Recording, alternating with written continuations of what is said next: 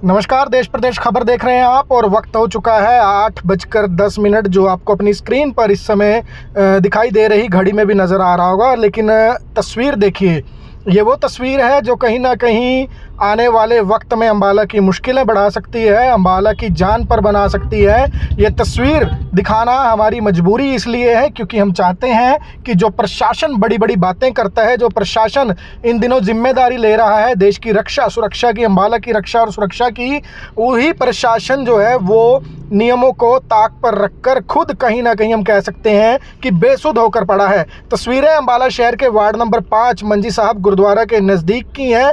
मंजी साहब गुरुद्वारा चौक से आप कह सकते हैं और देख सकते हैं कि दिवाली की तरह खूब यहाँ पर जो स्ट्रीट लाइट्स हैं जल रही हैं। और समय एक बार दोबारा दिखा देते हैं, देखिए 8:10। हम आपको बता दें कि बात यहाँ पर सिर्फ 10 मिनट की नहीं है, लेकिन आपको बता दें कि जिस तरह का माहौल चल रहा है, जिस तरह के हालात इन दिनों देश में बने हुए हैं, ऐसे हालातों में एक एक मिनट एक एक सेकंड जो है वो बहुत ज़्यादा मायने रखता है। अम्बाला के डीसी ने आज दिन में ही कहा था कि 8 बजे से लेकर सुबह 6 बजे तक ब्लैकआउट रहेगा, बाहर की लाइट्स जो है वो लोगों को बंद रखनी है।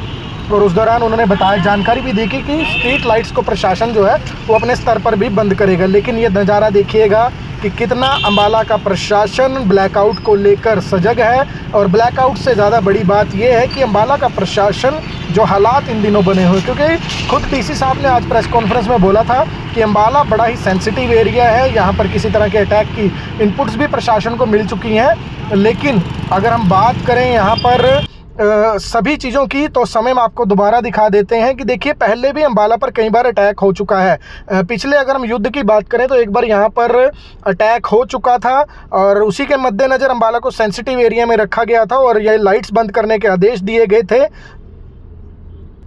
लेकिन आप हालात देख सकते हैं स्क्रीन पर कि यहाँ पर आपको ब्लैकआउट नाम की कोई चीज़ नज़र नहीं आएगी।